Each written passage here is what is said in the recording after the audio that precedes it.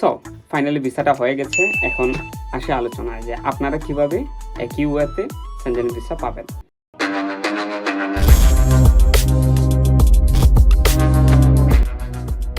গত ভিডিওতে আপনারা অনেকেই কমেন্ট করেছেন যে ভাইয়া কীভাবে সেনজেন ভিসা লাগাতে হয় সেটার উপরে একটা ভিডিও করার জন্য। আমি করিনি, কারণ হচ্ছে আমার ধারণা আমি প্রথমে নিজে সেনজেন ভিসাটা লাগিয়ে নিই, তারপর হচ্ছে যদি আমি সেনজেন ভিসাটা পেয়ে যাই তখন হচ্ছে এটা নিয়ে সম্পূর্ণ একটা ভিডিও করবো। তো যথারীতি আমি প্রায় 10 দিন আগে সবকিছু ফাইল রেডি করি এবং বিএসএসে সাবমিট করি। তারপর হচ্ছে ফাইনালি আজকে আমি আমার পাসপোর্টটা রিটার্ন পেয়েছি। আমি এখনও জানি না যে ভিসা লেগেছে কি না, আমি আপনাদের সামনে ওপেন করব। যদি ভিসা না লাগে তাহলে ভিডিও এখানেই শেষ, আর যদি ভিসা লাগে তাহলে আমি আপনাদেরকে স্টেপ বাই স্টেপ প্রসেসটা বলবো কীভাবে আমি সেনজেন ভিসা পেয়েছি, তাও মাত্র 7 দিনের ভিতরে। আমি একেবারেই এক্সাইটেড না, কারণ হচ্ছে ওদের যে যে রিকোয়ারমেন্টগুলো ছিল আমি সবগুলো ফুলফিল করেছি এবং আমার ধারণা আমি ভিসাটা পেয়ে গেছি। যাই হোক, প্রথমেই আমি আপনাকে দেখাচ্ছি ওরা হচ্ছে আপনার রয়্যাল মেইলের মাধ্যমে আপনার পাসপোর্টটা ব্যাক করবে এবং স্পেশাল ডেলিভারি, সো রেট হওয়ার কিছুই নেই। সুন্দর একটা খামের মধ্যে করে এখানে আবার একটা ট্র্যাকিং নাম্বার আছে, সেটা দিয়ে আপনার ট্র্যাক করে জানতে পারবেন যে আপনার ভিসার স্ট্যাটাস, বা অনলাইনে আপনি চেকও করতে পারবেন।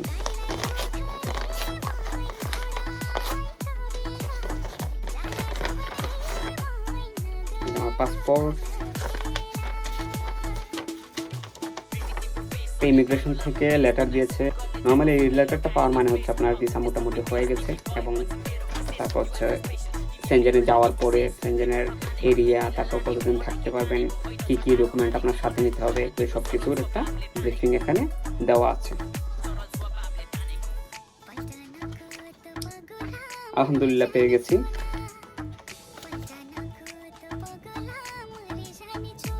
আপনারা দেখতে পারতেছেন এই যে। সো ফাইনালি ভিসাটা হয়ে গেছে। এখন আসে আলোচনায় যে আপনারা কিভাবে একই ওয়েতে সেনজেন ভিসা পাবেন। প্রথমত হচ্ছে আপনি কোথায় যেতে চান ডেস্টিনেশনটা ঠিক করবেন।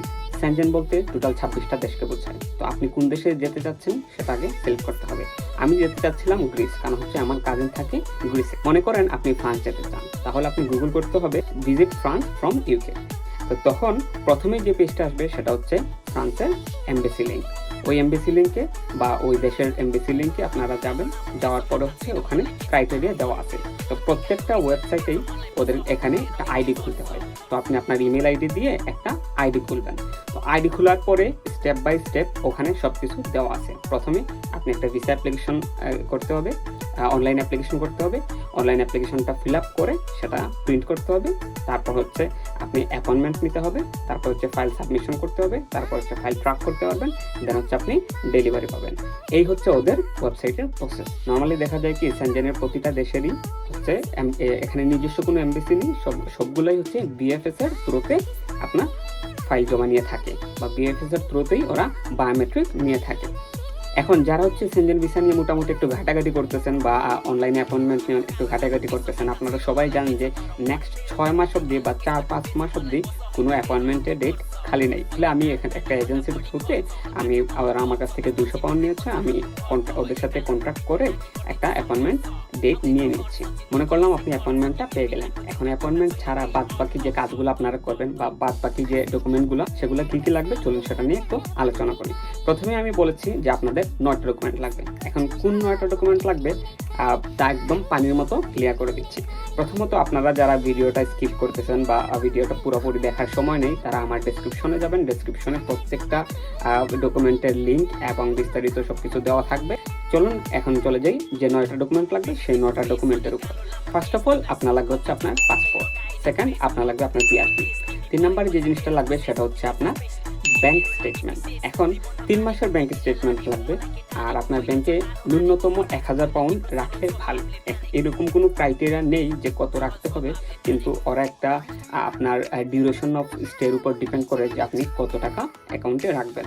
তো মোটামুটি 1000 পাউন্ড রাখলে এটা মোর দেন এনাফ। তো আপনারা 1000 পাউন্ড রেখে তারপর হচ্ছে 3 মাসের একটা ব্যাংক স্টেটমেন্ট নিয়ে নেবেন।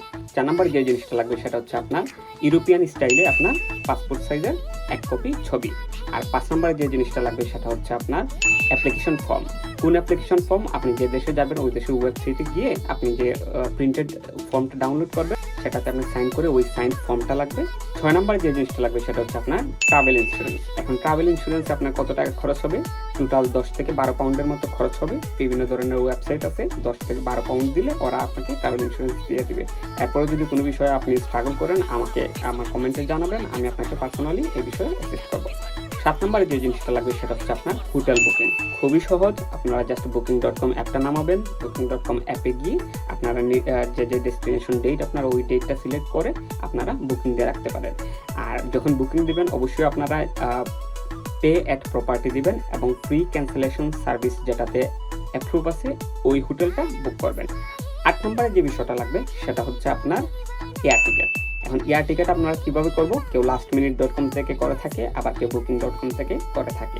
9 নম্বরে যে বিষয়টা সেটা হচ্ছে আপনার মোস্ট ইম্পর্টেন্ট এমপ্লয়ার লেটার বা আপনার স্টুডেন্ট লেটার।